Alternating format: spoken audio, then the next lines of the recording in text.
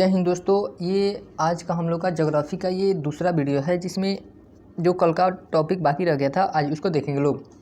तो इसमें पहला टॉपिक है विभिन्न कृषि क्रांतियाँ, यानी कि कौन कौन सी क्रांतियाँ किस चीज़ से संबंधित है या किस खाद्यान्न उत्पादन से संबंधित, उसको देखते हैं लोग। तो सबसे पहला है इसमें श्वेत क्रांति। श्वेत क्रांति दूध उत्पादन से संबंधित थी। जो श्वेत क्रांति हुई थी वह किससे संबंधित थी? तो दूध उत्पादन से संबंधित थी। नीली क्रांति मत्स्य यानी कि मछली उत्पादन से संबंधित थी। उसके बाद है भूरी क्रांति उर्वरक उत्पादन से संबंधित थी। रजत क्रांति अंडा उत्पादन से संबंधित थी। रजत क्रांति किससे संबंधित थी? तो अंडा उत्पादन से। पीली क्रांति तिलहन उत्पादन से संबंधित थी। पीली क्रांति किससे संबंधित थी? तो तिलहन उत्पादन से। लाल क्रांति टमाटर या मांस उत्पादन। लाल क्रांति किससे संबंधित थी? तो टमाटर या मांस उत्पादन से। गुलाबी क्रांति झींगा उत्पादन से संबंधित थी। झींगा उत्पादन से। बादामी क्रांति मसाला उत्पादन से संबंधित थी। अमृत क्रांति नदी जोड़ो परियोजना। अमृत क्रांति जो थी वह किससे संबंधित थी? तो नदी जोड़ो परियोजनाएं से संबंधित थी। गोल क्रांति आलू उत्पादन से संबंधित थी। सुनहरी या स्वर्ण क्रांति पहल शहद या बागवानी से संबंधित थी। खाकी क्रांति चमड़ा से संबंधित थी। खाकी क्रांति किससे संबंधित थी? तो चमड़ा से। काली क्रांति पेट्रोलियम उत्पादन से संबंधित थी। काली क्रांति। अगला लेसन है भारत की मिट्टियाँ। अगला लेसन का नाम क्या है? भारत की मिट्टियाँ। मिट्टी के अध्ययन को मृदा विज्ञान या पेडोलॉजी कहते हैं। मृदा का निर्माण चट्टानों के अपक्षय से होता है। जो मिट्टी का निर्माण होता है वह किससे होता है? तो चट्टानों के अपक्षय से होता है। मृदा का संगठन जैविक पदार्थ में जैसे कार्बनिक पदार्थ 4%, खनिज 46%, जल 25% तथा वायु 25% से मिलकर बना है। ICAR Indian council of agriculture and research, इसकी स्थापना 16 जुलाई 1929 को हुई थी। ICAR की स्थापना कब हुई थी? तो 16 जुलाई 1929 को, तथा इसका मुख्यालय दिल्ली में स्थित है। ICAR का मुख्यालय कहाँ स्थित है? तो दिल्ली में। ICAR के अनुसार भारत में 8 प्रकार की मृदा पाई जाती है। भारत में कितने प्रकार की मृदा पाई जाती है? तो 8 प्रकार की मृदा पाई जाती है, जिनमें से प्रमुख मृदा इस प्रकार हैं। तो सबसे पहला मिट्टी देखते हैं लोग, जलोढ़ मिट्टी। इस मिट्टी को कॉप या कछारी मिट्टी के नाम से जानते हैं। इस मिट्टी को यानी कि जलोढ़ मिट्टी को किस नाम से जाना जाता है? तो काप या कछारी मिट्टी के नाम से भी जानते हैं। इसका निर्माण नदियों के द्वारा जमा किए गए अवसाद से होता है। इस मिट्टी में पोटास की बहुलता होती है। इस मिट्टी में किसकी बहुलता होती है? तो पोटास की बहुलता होती है, लेकिन नाइट्रोजन, फास्फोरस या ह्यूमस की कमी होती है। जलोढ़ मिट्टी में नाइट्रोजन, फास्फोरस और ह्यूमस की कमी होती है। यह भारत की सबसे उपजाऊ मृदा है। भारत की सबसे उपजाऊ मृदा कौन है? तो जलोढ़ मिट्टी। यह मिट्टी भारत में लगभग 40% क्षेत्रफल पर पाई जाती है तथा यह 2 प्रकार की पाई जाती है। यह कितने प्रकार की होती है जलोढ़ मिट्टी? तो यह 2 प्रकार की होती है। तो पहला हो जाएगा बांगर और दूसरा खादर। पुरानी जलोढ़ मृदा को बांगर तथा नवीन एवं अधिक उपजाऊ जलोढ़ मृदा को खादर कहा जाता है। खादर मिट्टी सबसे अधिक उपजाऊ होती है। जो खादर मिट्टी होती है वह सबसे अधिक उपजाऊ होती है। दूसरी मिट्टी का नाम है लाल मिट्टी। इस मिट्टी का निर्माण कायांतरित व ग्रेनाइट चट्टानों के अपक्षय से हुआ है। यह मिट्टी भारत के लगभग 18% क्षेत्रफल पर पाई जाती है। लाल मिट्टी भारत के लगभग कितने प्रतिशत क्षेत्रफल पर पाई जाती है? तो 18%। जलोढ़ मिट्टी के बाद यह भारत में सर्वाधिक क्षेत्रफल पर विस्तृत है। इस मिट्टी में लाल मिट्टी में सिलिका एवं आयरन की बहुलता होती है। इसका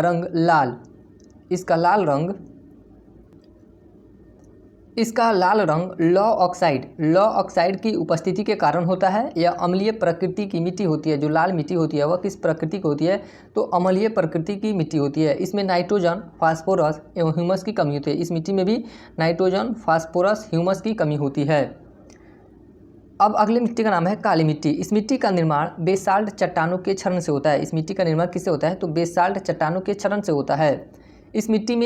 इस मिट्टी को रेगूर मिट्टी, कपासी मिट्टी, लावा मिट्टी के नाम से जानते हैं। यानी कि काली मिट्टी को रेगूर मिट्टी, कपासी मिट्टी, लावा मिट्टी के नाम से भी जाना जाता है। लेकिन इसे अंतर्राष्ट्रीय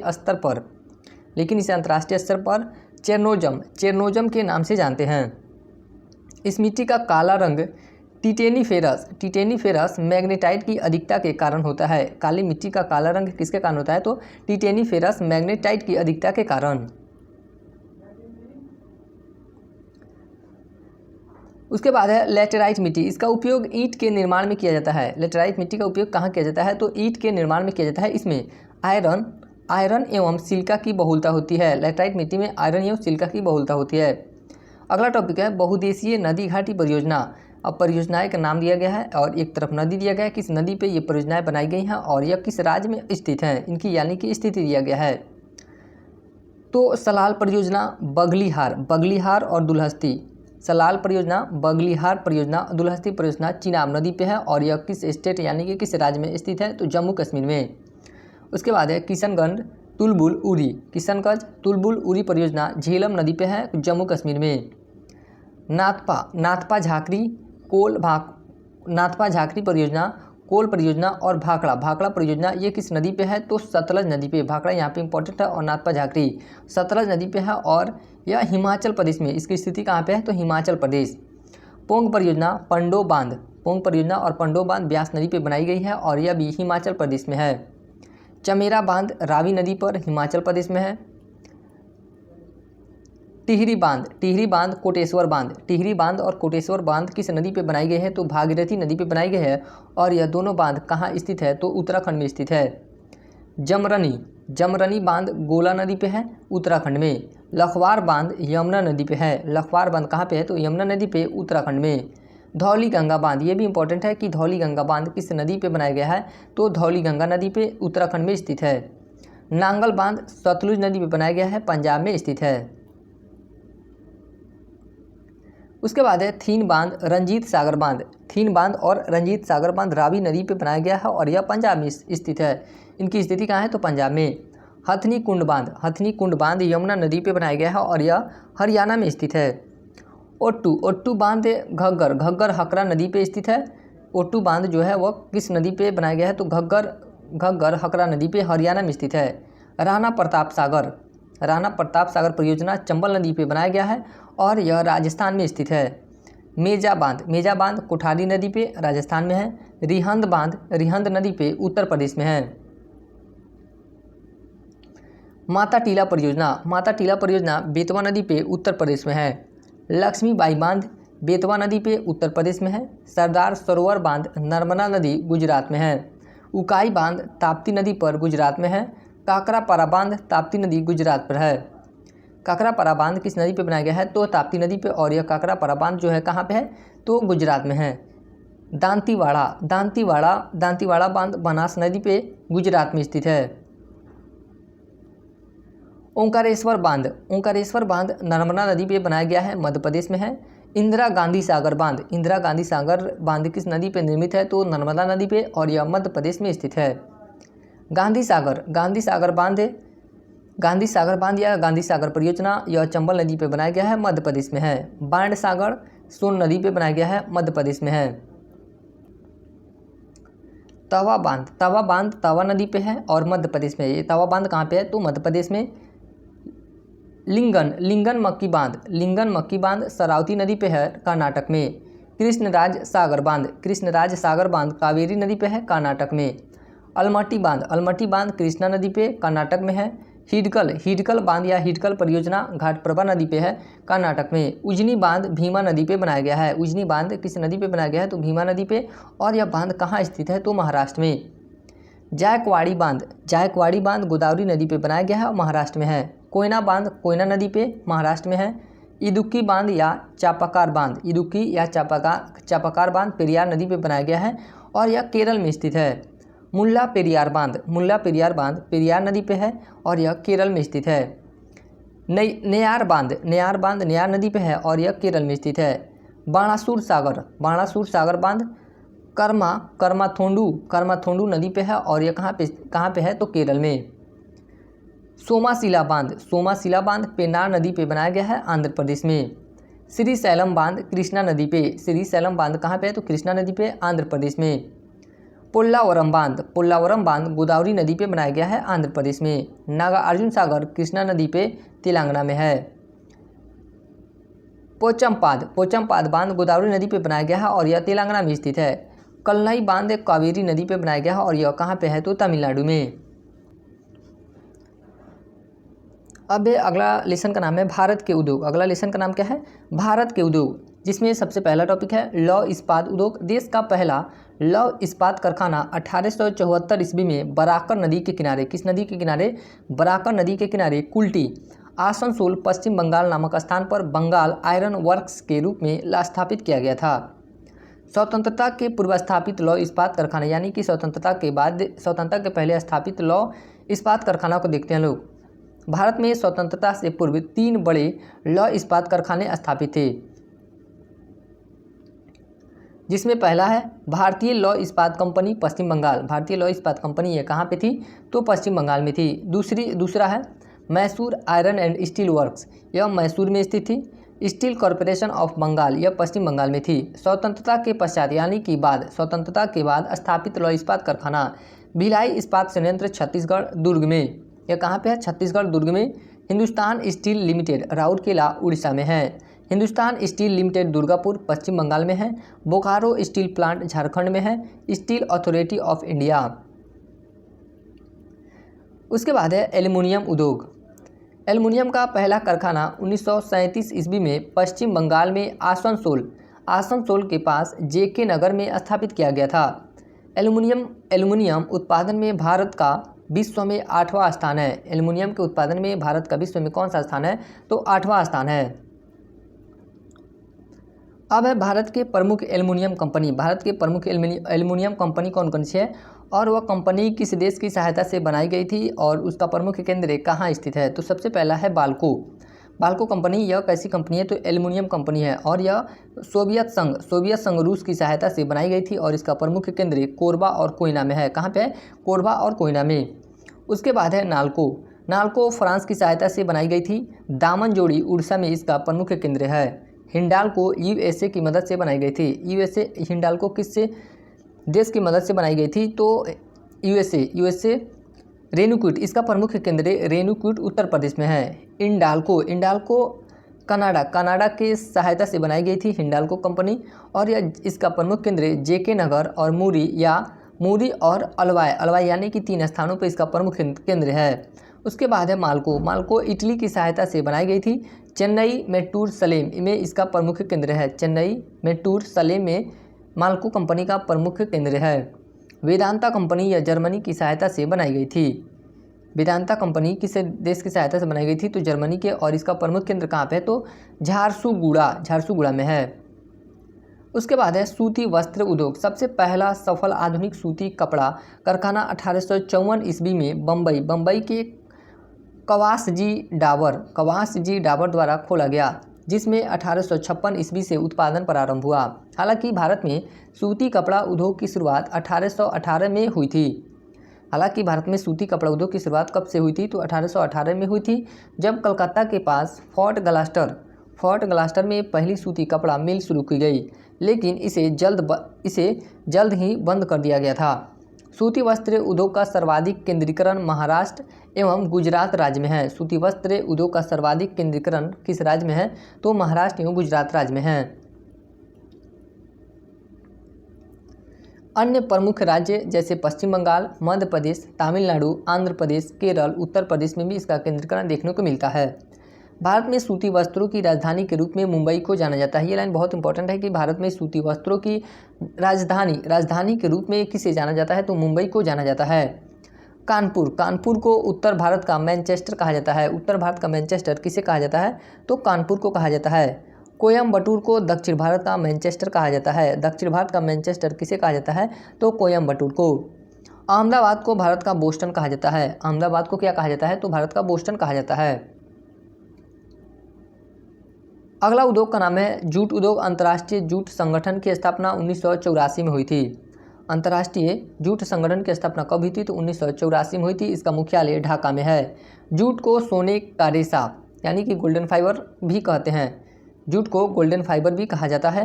उद्योग संबंधित स्थान यानी कि जूट जो है उससे संबंधित कौन से राज्य में कहाँ से उसका उत्पादन किया जाता है या उद्योग लगाए गए हैं, तो सबसे पहला है इसमें पश्चिम बंगाल के लिए प्रमुख स्थान कौन कौन सा है जहाँ पे जूट का उत्पादन किया जाता है? तो शिवपुर, सियालदह, बिरलापुर, होलीनगर और बैरकपुर में ये जितने सारे स्थान है, हावड़ा, श्रीरामपुर, यहाँ पे उद्योग संबंधी यानी कि जूट उद्योग संबंधी स्थान ये हैं, यानी कि यहाँ पे जूट उद्योग लगाए गए हैं या यहाँ पे जूट का उत्पादन किया जाता है।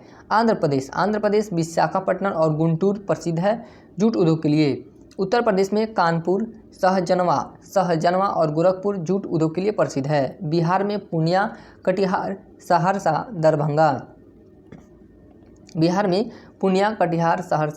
दरभंगा प्रसिद्ध है जूट उद्योग के लिए। अगला उद्योग का नाम है चीनी उद्योग। भारत में आधुनिक चीनी उद्योग की शुरुआत 1903 ईस्वी में उत्तर प्रदेश के देवरिया में प्रतापपुर में चीनी मिल की स्थापना हुई। प्रमुख चीनी मिलें यानी कि कहाँ पे प्रमुख चीनी मिल है उसको देखते हैं। तो उत्तर प्रदेश में देवरिया में है, गोरखपुर, बस्ती, सीतापुर, हरदोई, मेरठ, सहारनपुर, फैजाबाद, मुजफ्फरनगर आदि यह चीनी मिल के लिए प्रमुख है। बिहार में मोतिहारी, सुगौली, चनपटिया, नरकटियागंज, मोतीपुर, गोपालगंज, डालमियानगर, दरभंगा, चंपारण। बिहार में ये मोतिहारी, सुगौली, चनपटिया, नरकटियागंज, मोतीपुर, गोपालगंज, डालमियानगर, दरभंगा, चंपारण आदि यहाँ पे चीनी मिल का उद्योग लगाए गए हैं, यानी कि यहाँ पे चीनी मिल है। उसके बाद है महाराष्ट्र में नासिक, अहमदनगर, पुणे, सोलापुर और कोल्हापुर यह चीनी उद्योग के लिए प्रसिद्ध है। तमिलनाडु तिरुचि,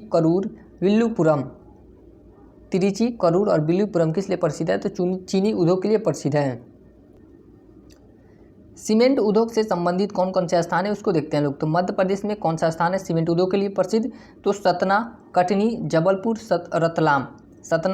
जबलपुर, रतलाम ये मध्य प्रदेश के प्रमुख स्थान है जहाँ पे सीमेंट उद्योग लगाए गए हैं। उसके बाद है छत्तीसगढ़, दुर्ग, जामुल, तिल्दा,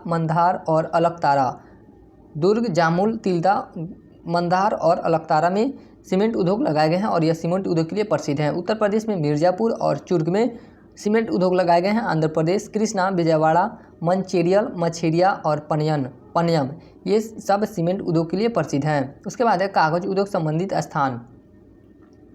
कागज उद्योग के लिए संबंधित कौन कौन से स्थान है उसको देखते हैं। तो पश्चिम बंगाल में टीटागढ़, रानीगंज, नौहाटी, त्रिवेणी, कोलकाता, हुगली, बड़ानगर, शिवराफुली ये किस लिए प्रसिद्ध है? तो कागज उद्योग के लिए प्रसिद्ध है। आंध्र प्रदेश में राजमहेंद्री, तिरुपति ये सभी कागज उद्योग के लिए प्रसिद्ध है। तेलंगाना में सिरपुर और कागजनगर कागज से संबंधित कागज उद्योग के लिए ये प्रसिद्ध है, सिरपुर, कागजनगर। उसके बाद उत्तर प्रदेश में देखते हैं लोग कौन कौन से स्थान ऐसे हैं जहाँ पे कागज उद्योग के लिए प्रसिद्ध हैं। तो सिकंदराबाद, मेरठ, सहारनपुर, पिपराइच, मुजफ्फरनगर, पिलखुआ, लखनऊ कागज उद्योग के लिए प्रसिद्ध है। उसके बाद है रासायनिक उर्वरक उद्योग में कौन कौन से स्थान प्रसिद्ध है उसको देखते हैं। उत्तर प्रदेश में कानपुर, गोरखपुर, इलाहाबाद, फूलपुर ये सब जो स्थान है किस लिए प्रसिद्ध है? तो रासायनिक उर्वरक उद्योग के लिए। महाराष्ट्र में मुंबई, त्रांबे, अंबरनाथ, ये लोनी प्रसिद्ध है। पश्चिम बंगाल में बर्नपुर, हल्दिया, रिसरा तथा खारदा भी रासायनिक उर्वरक के उद्योग के लिए प्रसिद्ध है। अगला टॉपिक है रेल संबंधी उपकरण उद्योग। कुटीर उद्योग बोर्ड की स्थापना 1948 में की गई थी। केंद्रीय सिल्क बोर्ड की स्थापना 1948 में की गई थी। अखिल भारतीय हथकरघा बोर्ड की स्थापना 1952 में की गई थी। अखिल भारतीय हस्तकला बोर्ड की स्थापना 1952 में की गई थी। अखिल भारतीय खादी एवं ग्राम उद्योग के स्थापना बोर्ड की स्थापना 1957 में की गई थी। लघु उद्योग बोर्ड की स्थापना 1954 में की गई थी। अगला टॉपिक है भारत में परिवहन। भारत के 10 से सर्वाधिक लंबे राष्ट्रीय राजमार्ग हैं। तो सबसे पहला है, इसमें पहला देखते हैं लोग NH44 राष्ट्रीय राजमार्ग। NH44 यह श्रीनगर से कन्याकुमारी तक जोड़ता है। कहाँ से कहाँ तक? यानी कि श्रीनगर से यह कन्याकुमारी तक जोड़ता है। तो कौन सा राष्ट्रीय राजमार्ग है? तो NH44। उसके बाद है NH27 यह पोरबंदर से सिलचर तक को जोड़ता है। पोरबंदर से सिलचर को जोड़ता है। NH48 यह दिल्ली से चेन्नई को जोड़ता है। NH52 संगरूर से अंकोला को कौन सा राष्ट्रीय हाईवे जोड़ता है? तो NH52। NH30 सितारगंज से इब्राहिमपट्टनम को जोड़ता है। NH53 हजीरा से पारादीप को जोड़ता है। NH16 पूर्वी तट यानी कि पश्चिम बंगाल से चेन्नई को जोड़ता है। NH66 से पनवेल से कन्याकुमारी को जोड़ता है। पनवेल से कन्याकुमारी तो कौन सा राष्ट्रीय राजमार्ग जोड़ता है? तो NH66। अब अगला टॉपिक है प्रमुख खनिज संसाधन, यानी कि कौन से खनिज पदार्थ हैं और यह इनकी प्राप्ति स्थान, यानी कि कहाँ कहाँ से भारत में इन्हें प्राप्त किया जा सकता है और उसके बारे में विशेष बिंदु देखते हैं। तो सबसे पहला है पेट्रोलियम। यह भारत में असम, डिगबोई, सुरमा घाटी, गुजरात, खंबात, अंकलेश्वर, महाराष्ट्र, बॉम्बे हाई, यानी कि असम, गुजरात और महाराष्ट्र से पेट्रोलियम प्राप्त किया जा सकता है। और उनमें जैसे असम में डिगबोई से और सुरमा घाटी से, गुजरात में खंबात और अंकलेश्वर से, महाराष्ट्र में बॉम्बे हाई से पेट्रोलियम प्राप्त किए जाते हैं। दुनिया के सबसे पहले तेल के कुएं की खुदाई 1859 में अमेरिका के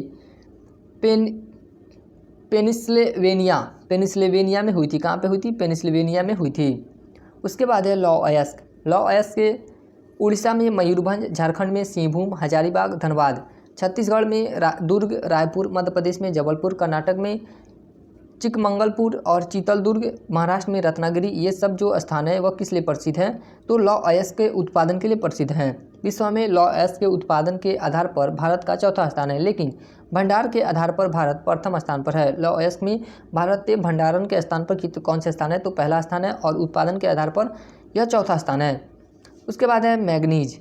मैग्नीज कहाँ कहाँ से प्राप्त किए जाते हैं या कहाँ कहाँ मिलते हैं? तो उड़ीसा में सुंदरगढ़, संबलपुर और कलाहांडी, महाराष्ट्र में नागपुर, भंडारा, मध्य प्रदेश में जबलपुर, कर्नाटक में चित्रदुर्ग और बीजापुर, झारखंड में सिंहभूम, राजस्थान में बांसवाड़ा। ये सब जो स्थान है वह किस लिए थे? तो मैग्नीज उत्पादन से संबंधित हैं। उत्पादन की दृष्टि से भारत का विश्व में 5वां स्थान है। उड़ीसा भारत का प्रथम उत्पादन राज्य है, यानी कि मैग्नीज उत्पादन में सबसे पहला राज्य कौन सा है? तो उड़ीसा है। कोयला का उत्पादन झारखंड में धनबाद, सिंहभूम, गिरिडीह से होता है। पश्चिम बंगाल में रानीगढ़ से, छत्तीसगढ़, रायगढ़, उड़ीसा देशगढ़ तथा तलचर से होता है। उड़ीसा में देशगढ़ तथा तलचर से, तेलंगाना में सिंगरेनी से होता है कोयला का उत्पादन। कोयले के उत्पादन में भारत का स्थान विश्व में 3रा है। भारत में कोयले के उत्पादन में प्रथम 3 राज्य, यानी कि भारत में कोयले का उत्पादन सबसे ज़्यादा कौन स्टेट करता है? तो सबसे पहला झारखंड है, झारखंड के बाद उड़ीसा है, उड़ीसा के बाद छत्तीसगढ़ है। उसके बाद है तांबा। तांबा का उत्पादन भारत में कहाँ से किया जाता है? तो झारखंड में सिंहभूम, हजारीबाग, राजस्थान में खेतड़ी, झुंझुनू, भीलवाड़ा, महाराष्ट्र में कोल्हापुर, कर्नाटक में चित्तलदुर्ग, रायचूर और मध्य प्रदेश में बालाघाट। ये सब जो स्थान है किस लिए प्रसिद्ध है? तो तांबा उत्पादन के लिए प्रसिद्ध है। भारत में तांबा के उत्पादन में प्रथम 3 राज्य क्रमशः हैं। तो सबसे पहला राज्य है मध्य प्रदेश, दूसरा है राजस्थान, तीसरा है झारखंड। राजस्थान में तांबा खनिज का सबसे बड़ा भंडार है। राजस्थान में तांबा खनिज का सबसे बड़ा भंडार है। उसके बाद है बॉक्साइट। बॉक्साइट को देखते हैं लोग। ये बॉक्साइट कहाँ कहाँ से प्राप्त किए जाते हैं या कहाँ कहाँ से उत्पादन किए जाते हैं? तो उड़ीसा, झारखंड में कोडरमा, हजारीबाग, बिहार में गया एवं मुंगेर, महाराष्ट्र में नागपुर, भंडारा, रत्नागिरी, आंध्र प्रदेश में नेल्लोर। ये जो इतने सारे स्थान हैं यहाँ से बॉक्साइट का उत्पादन किया जाता है। भारत बॉक्साइट में आत्मनिर्भर है। भारत में बॉक्साइट का उत्पादन सबसे अधिक उड़ीसा में होता है। कहाँ पे होता है? तो उड़ीसा में होता है। अब देखते हैं हम लोग अभ्रक के उत्पादन में कौन सा क्षेत्र प्रमुख है, यानी कि कौन सा प्रदेश से, यानी कि कौन सा स्थान महत्वपूर्ण या प्रसिद्ध है? तो मध्य प्रदेश का कटनी, बालाघाट, जबलपुर, यहाँ पे अभ्रक का उत्पादन प्रचुर मात्रा में किया जाता है। उसके बाद है छत्तीसगढ़ का बिलासपुर। आंध्र प्रदेश अभ्रक के उत्पादन में पहले स्थान पे है। जो आंध्र प्रदेश है वो अभ्रक के उत्पादन में पहले स्थान पर है, तथा दूसरे स्थान पर राजस्थान है। दूसरे स्थान पे किस राज्य का स्थान आता है? तो राजस्थान का। सोना के उत्पादन में कर्नाटक का कोलार, ऊटी तथा हट्टी की खान प्रसिद्ध है। आंध्र प्रदेश का रामगिरी खान और अनंतपुर, तेलंगाना का वरंगल, तमिलनाडु का नीलगिरी, सलेम, झारखंड का पूर्वी सिंहभूम, ये सब किस लिए प्रसिद्ध हैं? तो सोना के उत्पादन के लिए प्रसिद्ध हैं। देश के कुल स्वर्ण उत्पादन का 99% भाग अकेले कर्नाटक राज्य से होता है, यानी कि देश का कुल स्वर्ण उत्पादन का 99% उत्पादन किससे राज्य से होता है? तो कर्नाटक से होता है। हीरा मध्य प्रदेश से मझगांव खान, पन्ना जिला, यहाँ पे हीरा का उत्पादन होता है। यानी कि मध्य प्रदेश के जो मझगांव खान है और पन्ना जिला का जो खान है वहाँ पे हीरा देखने को मिलता है। उसके बाद है जस्ता। राजस्थान का उदयपुर, ओडिशा, जम्मू कश्मीर उत्पादन में द्वितीय स्थान है। जम्मू कश्मीर उत्पादन में इसका द्वितीय स्थान है। राजस्थान उत्पादन के क्षेत्र में प्रथम स्थान है, यानी कि जस्ता का उत्पादन में राजस्थान प्रथम स्थान है और जम्मू कश्मीर उत्पादन में दूसरा स्थान रखता है जस्ता का उत्पादन में। उसके बाद है यूरेनियम, झारखंड का रांची, हजारीबाग और सिंहभूम इसके लिए प्रसिद्ध है। यूरेनियम उत्पादन के लिए झारखंड का रांची, हजारीबाग और सिंहभूम इसके लिए प्रसिद्ध है। इसके भंडार में झारखंड प्रथम स्थान है। यूरेनियम के भंडार में कौन सा राज्य प्रथम स्थान है? तो झारखंड है। भारत की सबसे महत्वपूर्ण यूरेनियम खान जादूगोड़ा है। भारत की सबसे महत्वपूर्ण यूरेनियम की खान कहाँ पे है? तो जादूगोड़ा है। उसके बाद है मैग्नेजाइट के लिए उत्तराखंड, राजस्थान, तमिलनाडु और आंध्र प्रदेश प्रसिद्ध हैं। इसका सर्वाधिक भंडार उत्तराखंड में है। जो मैग्नेजाइट का सर्वाधिक भंडार कहाँ पे है? तो उत्तराखंड में। चांदी के उत्पादन के लिए राजस्थान का जवाहर खान, कर्नाटक का चित्रदुर्ग, बेल्लारी, आंध्र प्रदेश का कुडप्पा, गुंटूर, झारखंड का संथाल परगना और सिंहभूम प्रसिद्ध है चांदी के उत्पादन के लिए। चांदी उत्पादन में राजस्थान प्रथम स्थान पे है। चांदी उत्पादन में राजस्थान कौन सा स्थान है? तो प्रथम स्थान है। उसके बाद है थोरियम राजस्थान के पाली और भीलवाड़ा। उसके बाद केरल, राजस्थान का पाली भीलवाड़ा थोरियम उत्पादन के लिए प्रसिद्ध है। विश्व का सबसे बड़ा थोरियम निर्माता देश भारत है। ये भी लाइन बहुत इंपॉर्टेंट है कि विश्व का सबसे बड़ा थोरियम निर्माता देश कौन है? तो भारत है। क्रोमाइट, झारखंड या उड़ीसा इसके लिए प्रसिद्ध है। क्रोमाइट के उत्पादन के लिए, इसके उत्पादन में उड़ीसा प्रथम स्थान है। क्रोमाइट के उत्पादन में कौन सा राज्य प्रथम स्थान है? तो उड़ीसा प्रथम स्थान है। टंगस्टन राजस्थान, तमिलनाडु और कर्नाटक में उत्पादन किए जाते हैं टंगस्टन का। इसका मुख्य भंडार राजस्थान में है। टंगस्टन का मुख्य भंडार कहाँ पे है? तो राजस्थान में। सीसा के उत्पादन के लिए झारखंड और राजस्थान प्रसिद्ध हैं। टीन के उत्पादन के लिए छत्तीसगढ़ प्रसिद्ध है। इसका संपूर्ण भंडार व उत्पादन छत्तीसगढ़ के बस्तर जिले में होता है। उसके बाद है देश के प्रमुख अंतर्राष्ट्रीय हवाई अड्डे। नगर विमानन मंत्रालय ने मार्च 2020 में आवश्यक वस्तुओं की आपूर्ति में तेजी को सुनिश्चित करने के लिए जीवन रेखा उड़ान सेवा शुरू की। कौन सी सेवा शुरू की थी? तो जीवन रेखा उड़ान सेवा शुरू की। इसके तहत देश के सभी भागों तक व्यक्ति संरचनात्मक साधन पीपीई तथा दवाओं इत्यादि की आपूर्ति की गई। अब हम लोग देखते हैं कि जितने सारे अंतर्राष्ट्रीय हवाई अड्डे हैं भारत में वह कहाँ पे स्थित हैं। तो सबसे पहला इसमें आता है इंदिरा गांधी अंतर्राष्ट्रीय हवाई अड्डा। यह कहाँ पे है? इंदिरा गांधी अंतर्राष्ट्रीय हवाई अड्डा, तो यह नई दिल्ली में स्थित है। छत्रपति शिवाजी महाराज अंतर्राष्ट्रीय हवाई अड्डा, यह मुंबई में है। नेताजी सुभाष चंद्र बोस अंतर्राष्ट्रीय हवाई अड्डा, यह कोलकाता में है। अन्ना अंतर्राष्ट्रीय हवाई अड्डा, यह चेन्नई में है। बाबा साहेब अम्बेडकर अंतर्राष्ट्रीय हवाई अड्डा, यह नागपुर में है। सरदार वल्लभ भाई पटेल अंतर्राष्ट्रीय हवाई अड्डा, यह अहमदाबाद में है। गोपीनाथ बारडोली अंतर्राष्ट्रीय हवाई अड्डा, यह गुवाहाटी में है। चौधरी चरण सिंह अंतर्राष्ट्रीय हवाई अड्डा कहाँ पे है? तो लखनऊ में। श्री गुरु रामदास जी अंतर्राष्ट्रीय हवाई अड्डा अमृतसर में है। त्रिवेंद्रम अंतर्राष्ट्रीय हवाई अड्डा तिरुवनंतपुरम में है। कहाँ पे? तिरुवनंतपुरम में। कालीकट अंतर्राष्ट्रीय हवाई अड्डा कोझिकोड में है। कालीकट अंतर्राष्ट्रीय हवाई अड्डा कहाँ पे है? तो कोझिकोड में है। शेख अल आलम अंतर्राष्ट्रीय हवाई अड्डा कहाँ पे है? तो श्रीनगर में। राजीव गांधी अंतर्राष्ट्रीय हवाई अड्डा हैदराबाद में स्थित है। राजीव गांधी अंतर्राष्ट्रीय हवाई अड्डा कहाँ स्थित है? तो हैदराबाद में। उसके बाद है कोच्चिन अंतर्राष्ट्रीय हवाई अड्डा। कोच्चिन अंतर्राष्ट्रीय हवाई अड्डा कहाँ पे है? तो कोच्चि में। वीर सावरकर अंतर्राष्ट्रीय हवाई अड्डा पोर्ट ब्लेयर में स्थित है। दाबोलिम अंतर्राष्ट्रीय हवाई अड्डा गोवा में स्थित है। कैंपगोड़ा, ये इंपॉर्टेंट है कैंपगोड़ा, क्योंकि यह बहुत बार सुर्खियों में देखा जाता है। कैंपगोड़ा अंतर्राष्ट्रीय हवाई अड्डा, तो यह बेंगलुरु में है। कैंपगोड़ा अंतर्राष्ट्रीय हवाई अड्डा कहाँ है? तो बेंगलुरु में। मंगलुरु अंतर्राष्ट्रीय हवाई अड्डा मंगलुरु में है। देवी अहिल्याबाई होलकर अंतर्राष्ट्रीय हवाई अड्डा इंदौर में है। देवी अहिल्याबाई होलकर अंतर्राष्ट्रीय हवाई अड्डा कहाँ स्थित है? तो इंदौर में। जयपुर अंतर्राष्ट्रीय हवाई अड्डा जयपुर में है। जयपुर अंतर्राष्ट्रीय हवाई अड्डा कहाँ स्थित है? तो जयपुर में। कोयम्बटूर अंतर्राष्ट्रीय हवाई अड्डा कोयम्बटूर में है। तिरुचिरापल्ली अंतर्राष्ट्रीय हवाई अड्डा तिरुचिरापल्ली में स्थित है। लाल बहादुर शास्त्री, ये भी बहुत इंपॉर्टेंट है, लाल बहादुर शास्त्री अंतर्राष्ट्रीय हवाई अड्डा यह वाराणसी में है। जेवर अंतर्राष्ट्रीय हवाई अड्डा नोएडा उत्तर प्रदेश में है। कुशीनगर अंतर्राष्ट्रीय हवाई अड्डा यह कुशीनगर में है। कुशीनगर अंतर्राष्ट्रीय हवाई अड्डा कहाँ पे है? तो कुशीनगर में। महर्षि वाल्मीकि अंतर्राष्ट्रीय हवाई अड्डा यह अयोध्या में है। ये भी इंपॉर्टेंट है क्योंकि यह भी सुर्खियों में रहा था, महर्षि वाल्मीकि अंतर्राष्ट्रीय हवाई अड्डा। उसके बाद अगला टॉपिक हम लोग का है कि जलमार्ग। देश का सबसे बड़ा बंदरगाह मुंबई में है। देश का सबसे बड़ा बंदरगाह कहाँ पे? तो मुंबई में। बड़े बंदरगाहों का नियंत्रण केंद्र सरकार करती है। बड़े बंदरगाहों का नियंत्रण कौन करती है? तो केंद्र सरकार करती है। जबकि छोटे बंदरगाह संविधान की समवर्ती सूची में शामिल हैं। छोटे बंदरगाह संविधान की किस सूची में शामिल है? समवर्ती सूची में शामिल है, जिनका प्रबंधन संबंधित राज्य सरकार करती है। देश का सर्वश्रेष्ठ प्राकृतिक बंदरगाह विशाखापत्तनम है। यह जो विशाखापत्तनम है वह कैसा बंदरगाह है? तो प्राकृतिक बंदरगाह है। यह भारत का सबसे गहरा बंदरगाह है। जो विशाखापत्तनम बंदरगाह है वह भारत का सबसे गहरा बंदरगाह भी है। यहाँ यह डॉल्फिन नोज चट्टान के पीछे है। यह किसके पीछे है? तो डॉल्फिन नोज चट्टान के पीछे। अब यहाँ पे अगला टॉपिक आता है राष्ट्रीय जलमार्ग यानी कि नेशनल वाटरवेज। नेशनल वाटरवेज 1 इसको देखते हैं लोग, कहाँ से कहाँ तक है?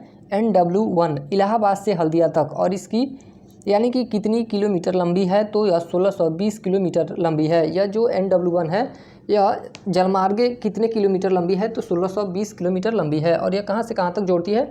तो इलाहाबाद से हल्दिया को जोड़ती है। उसके बाद है NW2। NW2 सादिया से धुबरी पट्टी को जोड़ती है, 891 किलोमीटर लंबी है। NW3 कोल्लम से कोट्टापुरम को जोड़ती है और यह 205 किलोमीटर है। NW4 काकीनाडा से पुडुचेरी को जोड़ती है और 1095 किलोमीटर लंबी है। यह कितनी किलोमीटर लंबी है? तो 1095 किलोमीटर। उसके बाद है NW5 तलचर को धामरा से जोड़ती है और 623 किलोमीटर इसकी लंबाई है। NW6 लखीपुर से भांगा को जोड़ती है, 180 किलोमीटर इसकी लंबाई है। भारत के प्रमुख बड़े बंदरगाह और ये किस प्रदेश में और ये किस नदी के किनारे हैं? तो सबसे पहला है कलकत्ता बंदरगाह। यह पश्चिम बंगाल में स्थित है। कहाँ पे स्थित है? तो पश्चिम बंगाल में स्थित है और हुगली नदी के किनारे है। जो कलकत्ता बंदरगाह है वह किस नदी के किनारे है? तो हुगली नदी के किनारे है। उसके बाद है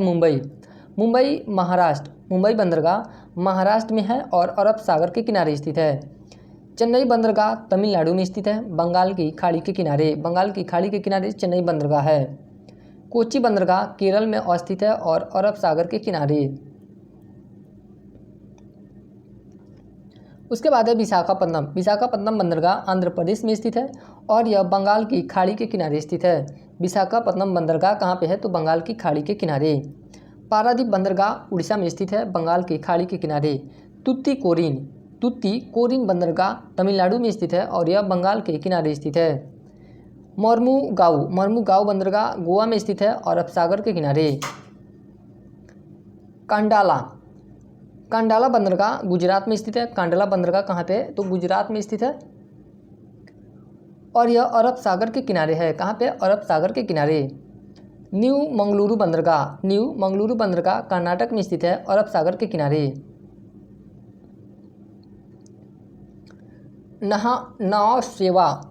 नहावा सेवा यानी कि जवाहरलाल नेहरू बंदरगाह कहाँ पे है? तो महाराष्ट्र में और अरब सागर के किनारे। एन्नौर बंदरगाह तमिलनाडु में है, बंगाल सागर के किनारे। अगला टॉपिक है हम लोग का प्रमुख वन्य जीव अभयारण्य एवं राष्ट्रीय उद्यान। भारत का प्रथम राष्ट्रीय उद्यान जिम कॉर्बेट राष्ट्रीय उद्यान। ये लाइन बहुत इंपॉर्टेंट है कि भारत का प्रथम राष्ट्रीय उद्यान जिम कॉर्बेट राष्ट्रीय उद्यान उत्तराखंड में है। इसका पुराना नाम हेली नेशनल पार्क था। जिम कॉर्बेट राष्ट्रीय जो उद्यान है इसका पुराना नाम क्या था? तो हेली नेशनल पार्क था, जिसकी स्थापना 1936 में की गई थी, जिसका वर्तमान नाम रामगंगा नेशनल पार्क है। यानी कि जिम कॉर्बेट राष्ट्रीय उद्यान का नाम परिवर्तन करके क्या रखा गया है? तो रामगंगा नेशनल पार्क रखा गया है। भारत में सर्वाधिक राष्ट्रीय उद्यान मध्य प्रदेश में है। मध्य प्रदेश में कितने राष्ट्रीय उद्यान हैं? तो 11 राष्ट्रीय उद्यान मध्य प्रदेश में है। भारत का सबसे बड़ा राष्ट्रीय उद्यान हेमिस कहाँ पे है? तो हेमिस लद्दाख में, यानी कि हेमिस से राष्ट्रीय उद्यान सबसे बड़ा है भारत में। और सबसे छोटा साउथ बटन राष्ट्रीय उद्यान अंडमान निकोबार में अवस्थित है। भारत का सबसे बड़ा राष्ट्रीय उद्यान कौन सा है? तो हेमिस है जो लद्दाख में है। उसके बाद भारत का सबसे छोटा राष्ट्रीय उद्यान कौन सा है? तो साउथ बटन राष्ट्रीय उद्यान जो अंडमान निकोबार में अवस्थित है। राष्ट्रीय उद्यान देखते हैं लोग कि कौन से राष्ट्रीय उद्यान किस राज्य में स्थित है? तो पलामू या बेतला अभयारण्य झारखंड में अवस्थित है। गिर राष्ट्रीय उद्यान गुजरात में अवस्थित है। नल सरोवर अभयारण्य गुजरात में अवस्थित है। जिम कॉर्बेट राष्ट्रीय उद्यान उत्तराखंड में स्थित है। जिम कॉर्बेट राष्ट्रीय उद्यान कहाँ पे है? तो उत्तराखंड में। दुधवा राष्ट्रीय उद्यान उत्तर प्रदेश में, ये भी सुर्खियों में रहता है दुधवा राष्ट्रीय उद्यान, तो यह कहाँ पे है? तो उत्तर प्रदेश में। उसके बाद है चंद्रप्रभा अभयारण्य। चंद्रप्रभा अभयारण्य उत्तर प्रदेश में अवस्थित है। बांदीपुर राष्ट्रीय उद्यान, बांदीपुर राष्ट्रीय उद्यान कहाँ पे है? तो कर्नाटक में है। बनेरघट्टा, ये इंपॉर्टेंट है, बनेरघट्टा राष्ट्रीय उद्यान यह कर्नाटक में है। मानस राष्ट्रीय उद्यान, ये भी इंपॉर्टेंट है, मानस राष्ट्रीय उद्यान, तो ये कहाँ पे है? तो असम में है। काजीरंगा राष्ट्रीय उद्यान असम में है। काजीरंगा राष्ट्रीय उद्यान कहाँ पे है? तो असम में। घाना पक्षी विहार ये राजस्थान में है। रणथंभौर अभयारण्य राजस्थान में है। उसके बाद है कुंभलगढ़ अभयारण्य राजस्थान में है। पेंच राष्ट्रीय उद्यान मध्य प्रदेश में है। पेंच राष्ट्रीय उद्यान कहाँ पे है? तो मध्य प्रदेश में। चिल्का अभयारण्य उड़ीसा में है। सिमलीपाल अभयारण्य उड़ीसा में है। सिमलीपाल अभयारण्य कहाँ पे है? तो उड़ीसा में है। मुद्दुमलई अभयारण्य कहाँ पे है? तो तमिलनाडु में है। डाम्पा अभयारण्य मिजोरम में है। डाम्पा अभयारण्य कहाँ पे है? तो मिजोरम में। पेरियार अभयारण्य केरल में है। पेरियार अभयारण्य कहाँ पे है? तो केरल में है। पराम्बीकुलम अभयारण्य कहाँ पे है? तो केरल में है। बांधवगढ़ राष्ट्रीय उद्यान मध्य प्रदेश में स्थित है। बांधवगढ़ राष्ट्रीय उद्यान कहाँ पे? तो मध्य प्रदेश में। कान्हा किसली राष्ट्रीय उद्यान कहाँ पे? तो मध्य प्रदेश में। दाचीगाम राष्ट्रीय उद्यान जम्मू कश्मीर में है। सुंदरवन राष्ट्रीय उद्यान पश्चिम बंगाल में है। सुंदरवन राष्ट्रीय उद्यान कहाँ पे है? तो पश्चिम बंगाल में। भगवान महावीर राष्ट्रीय उद्यान कहाँ पे है? तो गोवा में। काबुल लामजाओ राष्ट्रीय उद्यान मणिपुर में स्थित है। ये भी इंपॉर्टेंट है, काबुल लामजाओ राष्ट्रीय उद्यान, तो यह कहाँ पे स्थित है? तो मणिपुर में है। नोरकेक राष्ट्रीय उद्यान मेघालय में है। भारत के प्रमुख पक्षी विहार, अब भारत के प्रमुख पक्षी विहार को देखते हैं लोग। आसन बैराज पक्षी अभयारण्य कहाँ पे है? तो उत्तराखंड में है। पटना पक्षी अभयारण्य कहाँ पे है? तो उत्तर प्रदेश में। ये बहुत इंपॉर्टेंट है क्योंकि यहाँ पे दिया गया है पटना पक्षी अभयारण्य और ऑप्शन में पटना रहता है, तो अधिकतर स्टूडेंट पटना मारते हैं लोग, आंसर टिक करते हैं लोग पटना, तो यह कहाँ पे है? तो पटना पक्षी अभयारण्य उत्तर प्रदेश हो जाएगा। केवलादेव राष्ट्रीय उद्यान या भरतपुर पक्षी अभयारण्य यह राजस्थान में है। नलबाना पक्षी अभयारण्य कहाँ पे है? तो उड़ीसा में है। ग्रेट इंडियन बस्टर्ड अभयारण्य महाराष्ट्र में है। ग्रेट इंडियन बस्टर्ड अभयारण्य कहाँ पे? तो महाराष्ट्र में है। पुलिकट झील पक्षी अभयारण्य आंध्र प्रदेश में है। ओखला पक्षी अभयारण्य दिल्ली उत्तर प्रदेश में, यानी कि दिल्ली और उत्तर प्रदेश दोनों में स्थित है ओखला पक्षी अभयारण्य। सुल्तानपुर पक्षी अभयारण्य हरियाणा में है। चुल्लानूर मोर अभयारण्य केरल में है। घाटप्रभा पक्षी अभयारण्य कहाँ पे है? तो कर्नाटक में। यहाँ पे हम लोग का ज्योग्राफी समाप्त होता है और इसके आगे का वीडियो साइंस का हम लोग का रहने वाला है, जिसमें हम लोग फिजिक्स, केमिस्ट्री और बायो एक ही वीडियो में कवर करेंगे लोग।